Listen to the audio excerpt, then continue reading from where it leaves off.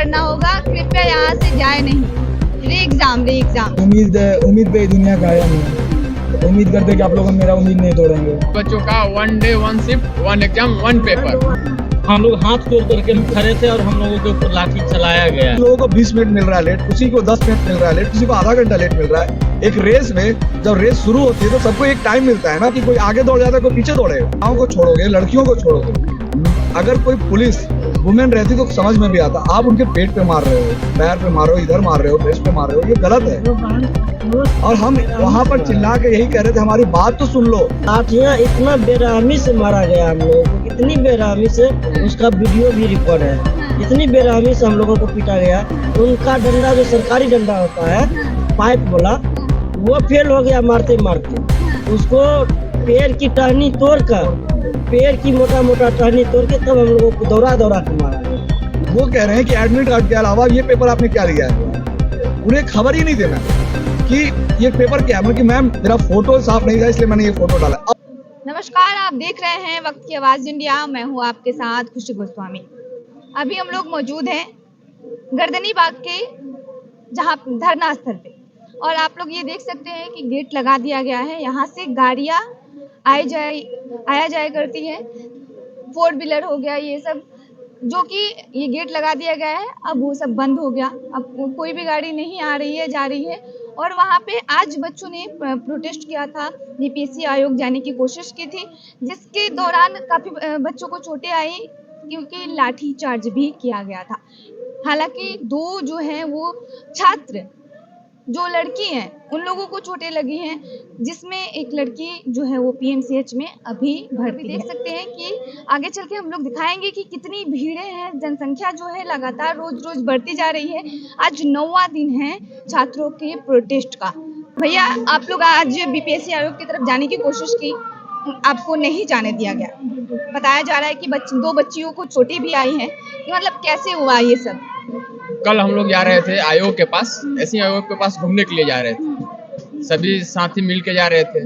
तो जो ये यहाँ का प्रशासन है पटना का, उन लोगों ने बच्चे के ऊपर अचानक से हड़ताली मोड़ पे लाठी चार्ज कर दी। लाठी चार्ज में कोई आपकी क्या गलती थी? आप लोगों ने कुछ, हम लोग तो हाथ जोड़ के निवेदन कर रहे थे कि हमको जाने दीजिए आयोग के पास। गए थे ऐसे इस तरह से गए थे, बिना अहिंसात्मक रूप से वहाँ गए थे और हाथ जोड़कर आयोग के सामने गए। हमको यहाँ पर मेरी बात को नहीं सुना जा रहा है। गर्दनी बाग आप नहीं गए हैं, हम लोग यहाँ आए हैं शांतिपूर्ण रूप से। हमको यहाँ पर धरना देना है। हमको शांतिपूर्ण रूप से आपसे बात कीजिए, हमसे क्या मामला है, आप क्यों नहीं मेरी बात को सुन रहे हैं, क्यों नहीं इसको कैंसिल कर रहे हैं, क्यों नहीं रद्द कर रहे हैं सारी। शांतिपूर्वक आप प्रोटेस्ट करने का तो आपका अधिकार है पूरा, तो फिर आप पे लाठियां क्यों बरसाई? लाठियां इतना बेरहमी से मारा गया हम लोगों को, इतनी बेरहमी से, उसका वीडियो भी रिकॉर्ड है। इतनी बेरहमी से हम लोगों को पीटा गया। उनका डंडा जो सरकारी डंडा होता है पाइप वाला, वो फेल हो गया मारते मारते। उसको पैर की टहनी तोड़कर, पैर की मोटा मोटा टहनी तोड़ के तब हम लोगों को दौड़ा दौड़ा के मारा गया। पैर की टहनी से मारा गया? हाँ, मेरा मोबाइल पर एक डंडा लगा, मोबाइल फूट गया। मैम भैया, गलती क्या थी आप लोगों की? कुछ आप लोग ऐसी, मैम डेमोक्रेसी में बात करने से ही होता है, डिबेट से होता है। मेरा कहना है कि अगर आप बात ही नहीं करेंगे तो आप हमें समझेंगे कैसे कि हम क्या कहना चाह रहे हैं। हम गेट तक पहुंचे भी नहीं है। गेट के पहुंचने से पहले हम हाथ जोड़कर सब आ रहे थे, आप उधर से लाठी चलाते हुए आ रहे हो। हमने सोचा कि कम से कम आप महिलाओं को छोड़ोगे, लड़कियों को छोड़ोगे। अगर कोई पुलिस वुमेन रहती तो समझ में भी आता। आप उनके पेट पे मार रहे हो, पैर पे मार रहे हो, इधर मार रहे हो, ब्रेस्ट पे मार रहे हो, ये गलत है। और हम वहाँ पर चिल्ला के यही कह रहे थे हमारी बात तो सुन लो। और वहाँ पे माँ की गाली, बहन की गाली दी जा रही है। ये पुलिस ऐसी कर रही है, ये किसके कंट्रोल में हो रहा है? और मेरे बात, ये जो नॉन सीरियस हम लोगों को कहते हैं, कोई नॉन सीरियस लड़का 7-8 दिन से भूखा रह सकता है क्या? कोई नॉन सीरियस आदमी दिन भर ठंड में रह सकता है क्या? ये जो परिभाषा दे रहे हैं कि नॉन सीरियस है, हम अपना एडमिट कार्ड दिखाने को तैयार, सब तैयार है। आप ये परिभाषा बताइए कि नॉन सीरियस का मतलब क्या होता है, उपद्रवी का मतलब क्या होता है? यूपी में भी हुआ, एमपी में भी हुआ। ये सब क्लियर करेंगे जब आपसे कोई बात करने आएगा। करने कोई नहीं तैयार है। और वहाँ पे कहते हैं कि आप लोग यहाँ से भागो। आप एक ही सिचुएशन समझो, आपको कहीं दर्द हो, डॉक्टर के पास जाएं और डॉक्टर बोले कि हमको नहीं देखना है, तो ये कैसे इलाज होगा? उसी तरह से हमें जो चोट है, हमारा जो दुख है और हमारा जो प्रॉब्लम है, अगर उसको सुना ही नहीं जाएगा तो चेयरमैन कैसे बोल देते कि मैंने सब सही कर दिया है, मेरे को सेंटर में कोई शिकायत नहीं मिल रही है, दूसरे सेकंड आपने सुना कहाँ भाई? गया में जहाँ पे हो रहा है, दूसरे डिस्ट्रिक्ट में जो हो रहा है, आपने सुना कहाँ है? हमें जब सुना ही नहीं तो आपने ये पूरा डिक्लेयर कैसे कर दिया कि कहीं कुछ हुआ ही नहीं है? आप तो जिस दिन लीक हुआ था ये एक सेंटर पे, आप तो उस दिन भी मानने को तैयार नहीं थे कि कुछ हुआ है। जब आप पे प्रेशर पड़ा तो आपने बोला कि हाँ हाँ हुआ है। तो उसी तरह आप हमारी बात भी तो सुनो कि दूसरी जगह पे क्या क्या हुआ है। जैसे मैं अपना एक एग्जांपल देता हूँ, मेरा सेंटर लखीसराय पड़ा था। इन्होंने 9 तारीख या 10 तारीख को नोटिस निकाला कि जिसका फोटो और सिग्नेचर सही नहीं दिख रहा है, उनको जाके गजेटेड ऑफिसर से सिग्नेचर करवानी है। उसके बाद जब मैं सेंटर गया, वहाँ पे टीचर को इसके बारे में खबर ही नहीं है। वो कह रहे हैं कि एडमिट कार्ड के अलावा ये पेपर आपने क्या लिया है? उन्हें खबर ही नहीं थी मैम कि ये पेपर क्या है। मतलब कि मैम मेरा फोटो साफ नहीं था इसलिए मैंने ये फोटो डाला। अब बताइए कि आपने जिसको रखा है वहाँ पे इन्विजिलेटर, उन्हें प्रॉपर ट्रेनिंग भी नहीं मिली है, तो आप वहाँ पे कैसे एग्जाम करा रहे हो? कुछ लोगों को 20 मिनट मिल रहा है लेट, किसी को 10 मिनट मिल रहा है लेट, किसी को आधा घंटा लेट मिल रहा है। एक रेस में जब रेस शुरू होती है तो सबको एक टाइम मिलता है ना, कि कोई आगे दौड़ जाता है कोई पीछे दौड़ेगा। तो मैं यही कह रहा हूँ कि आप इक्वल अपॉर्चुनिटी देंगे तब तो हम अपना बात कह पाएंगे। ना आप बात करने को तैयार हो, ना हमारी समस्या सुनने को तैयार हो। मेरा बस एक ही बात कहना है कि सभी स्टूडेंट जो हमारे हैं, आप उनसे बातचीत कर लें। बातचीत में अगर आपको लग रहा है हमारा तर्क गलत है, हम लोग सब चले जाएंगे, कोई यहाँ भूख हड़ताल नहीं करेगा, कुछ नारा नहीं लगेगा। बात एक और भाई बोल रहे थे। हाँ, तो वही बोल रहे हैं कि आप बात नहीं करेंगे। और ये कोई डिक्टेटरशिप नहीं चल रही है, कोई हिटलर राज नहीं चल रहा है कि आप कुछ भी बोल देंगे, दिन को रात कह देंगे, रात को दिन कह देंगे तो हम मान लेंगे। यहाँ आपको बात करनी होगी। हम एग्जाम देने को आए हैं। अगर आप एग्जाम नहीं लोगे, आप डायरेक्ट बोल दो ना कि सीट बेचना है मेरे को, हम मान लेंगे हाँ ठीक है सीट बेचिए आप, वो भी छोड़ देंगे, नहीं करेंगे तैयारी, क्या कर सकते हैं। लेकिन आप खुल के जब बोल ही नहीं रहे कि नहीं 12,000 बच्चे हैं, 12,000 की जब बात आ रही है, मेरे को एक और बात कहनी इस पर। जो 6 तारीख को हुआ उस पर हमारा डिमांड था कि 90,000 जो बच्चे हैं उनका आप फिर से फॉर्म रीओपन कीजिए। आपने क्या कहा, 4.5 लाख बच्चों को हम नेग्लेक्ट नहीं कर सकते। तो अभी जब आप 12,000 को जब फेवर कर रहे हो तो हमें नेग्लेक्ट नहीं कर रहे हो, आप बिल्कुल कर रहे हो। 3.5 लाख जो बच्चे, हम ही तो नेग्लेक्ट हो रहे हैं ना।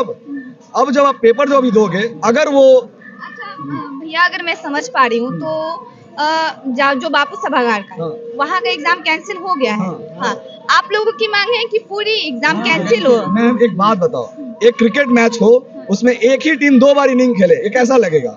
मेरा कहना है कि अगर ये मैच अगर एक ही लोग 2 बार खेलेंगे तो उनको तो फेवर कर रहे हो आप। उनको क्वेश्चन का पैटर्न पता चल चुका है, उनको समझ में आ गया कि क्या पढ़ के जाना है, तो कट ऑफ तो ऐसे ही ऑलरेडी हाई जाएगा। दूसरी बात, ये किस पैटर्न पर इस जो एग्जाम जो 2 ले रहे हैं, इसको ये किस तरह से मार्क्स ये डिसाइड करेंगे? नॉर्मलाइजेशन करना नहीं है आपको, तो आप कैसे करोगे? अब ये बातचीत से ना क्लियर होता, आप तो बात करने को तैयार नहीं। बात है कि आके आप लोगों से बात करनी चाहिए, कम्युनिकेशन करनी चाहिए, जो भी प्रॉब्लम है सॉल्यूशन है।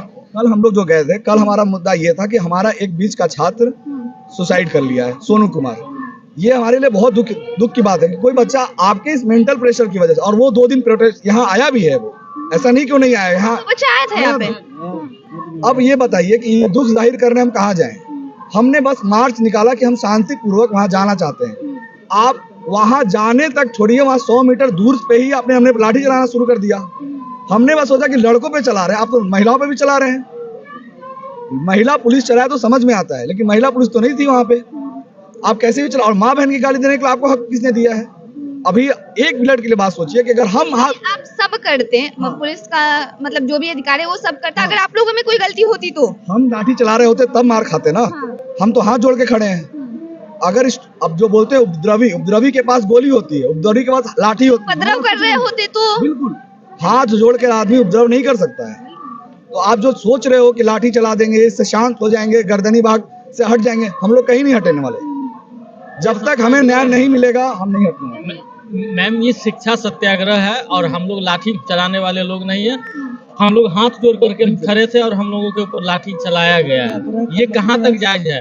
बच्चों को चोटें आई है, 40 से 50 बच्चों को लगभग बुरी तरह से चोट आई है और सब हॉस्पिटल में भी भर्ती है। भाग रहे थे ना बच्चे, वहाँ पे बीच में रॉड लगी हुई है टनल के पास। मेरा टनल में पैर फंस गया था, वहां से भागना मुश्किल हो। भगदड़ जब होती है तो कोई देख नहीं पाता किधर भागना है। आप जिस तरह से लाठी चला रहे हो, पेड़ से आप टहनी तोड़ के मार रहे हो, ये कहाँ, मतलब आपको कौन ये सब हक दे रहा है करने? न एक बार सरकार सुन रही है, न एक बार आयोग सुन रही है, दोनों में से कोई नहीं सुन रहा है। मेरा बस एक ही सवाल है चेयरमैन से भी और इस सरकार से भी हमने किया क्या है, हमने कौन सी गलत चीज मांग ली है जो आपको देने में नहीं बन रहा है। हमने बस मांगा एग्जाम। भाई हम पोस्ट नहीं मांग रहे हैं ना, हम बोल रहे हैं एग्जाम करा लो, मेरे अंदर काबिलियत होगी, मैं सेलेक्ट हो जाऊंगा, जिसमें नहीं होगी रिजेक्ट हो जाएगा, यही ना बात हो रही है। आप एग्जाम लेने को तैयार, और आप एक कंडक्टिंग बॉडी हो, बात तो कर लो आप यहाँ पे। बीपीएससी का काम ये डिसाइड करना नहीं है कि मैं एसडीएम बनूंगा कि नहीं। बीपीएससी का काम है एग्जाम लेना, मेरे अंदर काबिलियत होगी, मैं सेलेक्ट हो जाऊंगा। आपका काम ये जजमेंट नहीं देना है कि ये सीरियस बच्चा है, वो सीरियस नहीं है। ये आप तराजू में कब से तोलने लगे?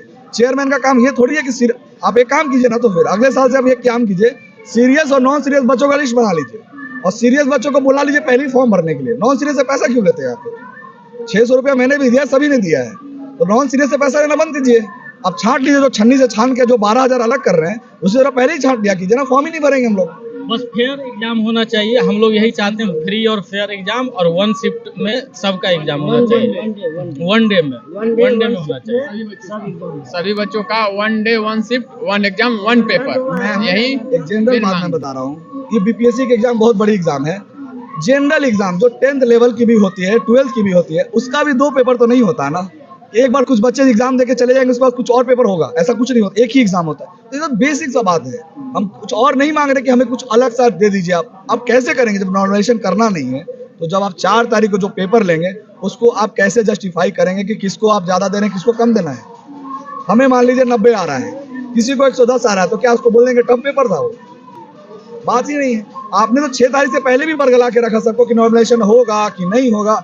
जब आपको लाठी मार के ही ये नोटिस निकालना था, तो आप अभी भी यही जा रहे हैं क्या कि मतलब ये सब होने के बाद बताइएगा कि नहीं होना है? अब तो वही कर रहे हैं। एक नोटिस निकालने में आपको क्या दिक्कत है? पेपर का लेवल जो ये होगा, जो अभी जो एग्जाम हुई है ना, तो ऐसा होगा, और या तो इजी होगा या फिर हार्ड होगा, तो उस दोनों सिचुएशन में दोनों को नुकसान होगा। जो 4 तारीख का एग्जाम, मैंने 2 बार यूपीएससी दिया है अभी, वहाँ के चेयरमैन कभी ये स्टेटमेंट तो नहीं देते दिखते मेरे को, यूपीएससी के चेयरमैन, कि 60 क्वेश्चन इस लेवल का होगा, 50 क्वेश्चन इस लेवल का होगा। बीपीएससी चेयरमैन जब 2 महीने पहले ये कहते हैं, अखबार में कटिंग उनकी, कि 60 क्वेश्चन यूपीएससी लेवल के होंगे, ये जब आप कह देते हैं तो बच्चों में विश्वास आ जाता है कि चेयरमैन कह रहा है, उस आयोग का हेड कह रहा है कि ऐसे क्वेश्चन आएंगे। और जब क्वेश्चन जब देखते हैं तो क्वेश्चन उस लेवल का कहीं भी नहीं है, वो ग्रुप बी से भी नीचे का क्वेश्चन। अभी मैं आया हूँ यूपी पीसीएस का एग्जाम दे करके, मेरा सेंटर था मेरठ एग्जाम।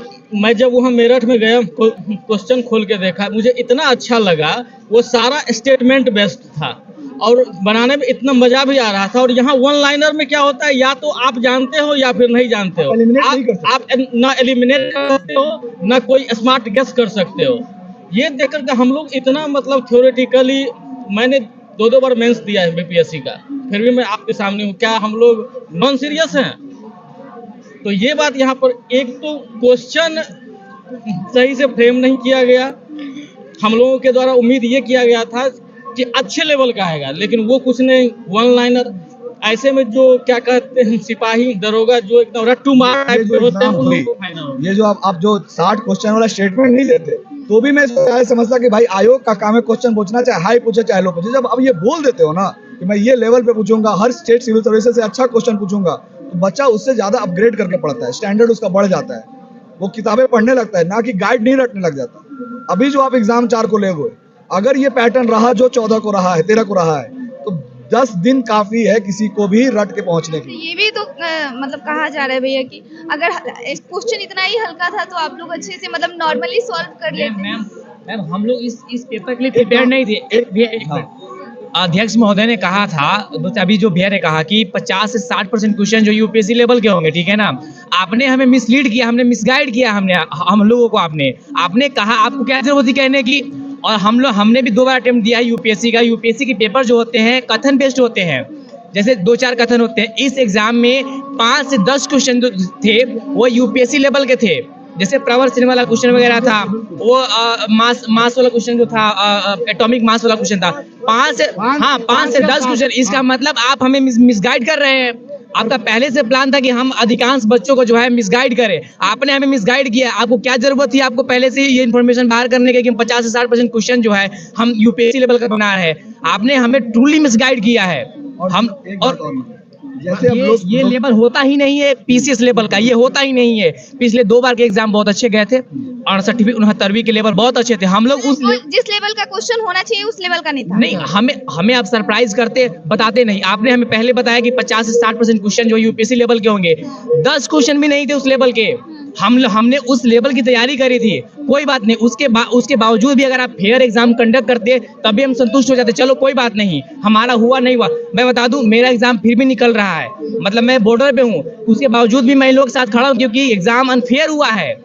इसके बाद दूसरा बात भैया ने कहा कि 12,000 विद्यार्थियों का एग्जाम होगा पटना बापू परीक्षा केंद्र पे, उसको आप कैसे जस्टिफाई करेंगे? मेरा एक कहना बात है कि जैसे आपने अभी जो कहा कि क्वेश्चन तो इजी था, आपको बना लेना चाहिए था। मेरा एक इस पे यही स्टेटमेंट है, आप एक काम कीजिए, बीपीएससी एग्जाम, दरोगा एग्जाम, रेलवे एग्जाम, जितने एग्जाम है सबका पेपर एक कर दीजिए ना, कोई लेवल ही मत रखिए।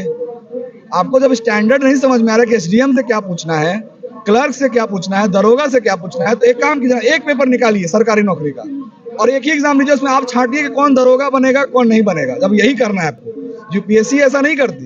यूपीएससी के बच्चे जब पढ़ रहे होते हैं तो वो ये लूसेंट नहीं रट रहे होते हैं, उनका स्टैंडर्ड बढ़ जाता है कि भाई हमसे थिंकिंग वाले, रीजनिंग वाले, एनालिटिकल क्वेश्चन पूछे जाएंगे। हिंदू पढ़ के जाते हैं, इंडियन एक्सप्रेस पढ़ के जाते हैं लोग, ऐसे क्वेश्चन पूछे जाते हैं कि भाई उसमें उसका देखा जाए कि आप ऐसे क्यों लिखवाते हैं एग्जाम में, आपका व्यक्तिगत चेक करने के लिए, पर्सनैलिटी चेक करने के लिए मत लिखवाइए ये सब। आपको एक जनरल एग्जाम ले लेना चाहिए। जब बोल रहे हैं कि इजी क्वेश्चन पूछा तो बनाया क्यों नहीं, तो भाई मैं दरोगा का एग्जाम देने नहीं गया था ना, तो जरूर पढ़ता। मेन मुद्दा यही है क्या आप लोग का? मेन मुद्दा ये नहीं है, मेन मुद्दा ये है कि अभी जो 4 तारीख को आप जो छन्नी से छान के 12,000 को अलग करके एग्जाम ले रहे हो, उसमें 5,000 बच्चों ने अपना ओएमआर जमा किया है और 6,000 बच्चों ने ओएमआर जमा नहीं किया है। तो जो बच्चे ओएमआर जमा किए भी हैं उनका भी तो आप री एग्जाम ले रहे हो। और ये क्या है भैया, अपने हक के लिए आपको खुद ही लड़ना होगा, कृपया यहाँ से जाए नहीं। री एग्जाम क्या कहेंगे भैया? सब में यहाँ पे जितने लोग आए हैं, जितना लोग अभी हम लोग को देख रहे होंगे, उन सबसे अपील है कि अगर यहाँ पे हैं तो आप लोग जाए नहीं। अगर आप लोग घर से देख रहे हैं तो आज नहीं आ पाए, कोई कारणवश होंगे आप नहीं आ पाए हैं, तो कल जरूर से जरूर आएँ, क्योंकि हम लोग का ये निर्णायक समय है। आज 9 दिन हो चुके हैं, कल 10वां दिन है हम लोग का। अभी आप लोग से हमें सपोर्ट की उम्मीद है और उम्मीद पे ही दुनिया कायम है। तो उम्मीद करते हैं कि आप लोग मेरा उम्मीद नहीं तोड़ेंगे, हम सबका उम्मीद आप लोग नहीं तोड़ेंगे, बस यही चाहते हैं। अच्छा, ये आप लोग कर रहे हैं और तब भी अगर नहीं सुना जा, जैसे कि आज 9वां 10वां दिन है आप लोगों का, अगर मैं सही हूँ तो या 9 डे है, तो अगर नहीं होता है फिर भी नहीं सुना जाता है, क्योंकि अभी तक तो कोई रिस्पॉन्स नहीं आया है किसी के भी तरफ से। मैम सुनना पड़ेगा, सच है, सच देर हो सकता है पर छुप नहीं सकता है। जब तक सच सामने नहीं आता तब तक हम लगे रहेंगे, हम सब लगे रहेंगे और आप सबसे भी उम्मीद करते हैं कि आप लोग भी लगे रहेंगे। तो ये हमारे साथ थे जो छात्र प्रोटेस्ट कर रहे हैं, इनका बस एक ही मांग है कि री एग्जाम। हालांकि बापू सभागार का जो एग्जाम है बीपीएससी का वो कैंसिल कर दिया गया है, लेकिन इनकी मांग है कि जो भी बिहार में जितने भी बीपीएससी का एग्जाम हुआ है, अभी जो साथ में हुआ है बापू सभागार के साथ में, वो सारी एग्जाम में कैंसिल की जाए, तब जाके फेयर होगा। ये अनफेयर है। फिलहाल आप इस मुद्दे पे क्या सोचते हैं, आपकी क्या राय है, हमें कमेंट में जरूर बताएं। धन्यवाद।